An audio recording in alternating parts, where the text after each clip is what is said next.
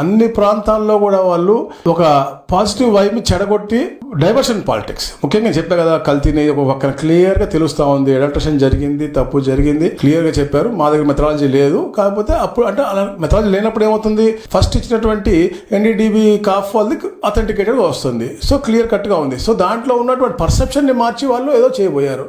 కరుణాకర్ రెడ్డి అది మార్చాలి, బడ్జెట్ రాబోతా ఉంది, బడ్జెట్ పాజిటివ్ గా ఉంటుందని ముందే తెలుసు, సో దాన్ని మార్చాలా, ఇట్లా పాజిటివ్ వాతావరణం దాన్ని నెగిటివ్ చేయాలన్న ఆలోచన. అట్లాగే ఏదైతే నూతనంగా ఇన్వెస్టర్స్ వస్తా ఉన్నారో తమ అడిగినట్టుగా చెప్పినట్టుగా వారిని కూడా ఇబ్బంది పెట్టాలి, భయభ్రాంతులు పెడితే, శాంతి భద్రతలు లేవు అనే ఒక క్రియేషన్ చేస్తే వాళ్ళ పెట్టుబడిదారులు పారిపోతారు అనేది మీరు చూశారు. పీపీపీని తప్పు చూపించి, ఓ బూచిలాగా చూపించి బెదిరించి వాళ్ళు రప్ప స్టార్ట్ చేసి ఈ రోజు ఈ స్టేజ్ దాకా తీసుకొచ్చారు. వాళ్ళు రెచ్చగొట్టే ధోరణి వాళ్ళది. నేను చెప్తా, మేము రెచ్చగొట్టే ధోరణి ఉంటే జూన్ 4 సాయంత్రం వాళ్ళు ఉండగలిగే వాళ్ళ ఈ రాష్ట్రంలో నా మీద దాడి చేసిన వాళ్ళు మేము చేయాలంటే మా సిద్ధాంతం అది కాదు. ఒక మంచి వాతావరణం ఉండాలి, పాజిటివ్నెస్ తో పాటు దాన్ని అధిగమించాలి తప్ప, ఇక్కడ ఇంత చెప్పాను, ఎవరైతే గత ప్రభుత్వంలో హతమార్చబడ్డారో వాళ్ళ కుటుంబాన్ని మేము చేరదీసి వాళ్ళకి మెరుగైన జీవన పరిమాణాలు కల్పిస్తా ఉన్నాం తప్ప ఎక్కడ కూడా వాళ్ళని రివెంజ్ పాలిటిక్స్ మేము వాడుకోవట్లేదు.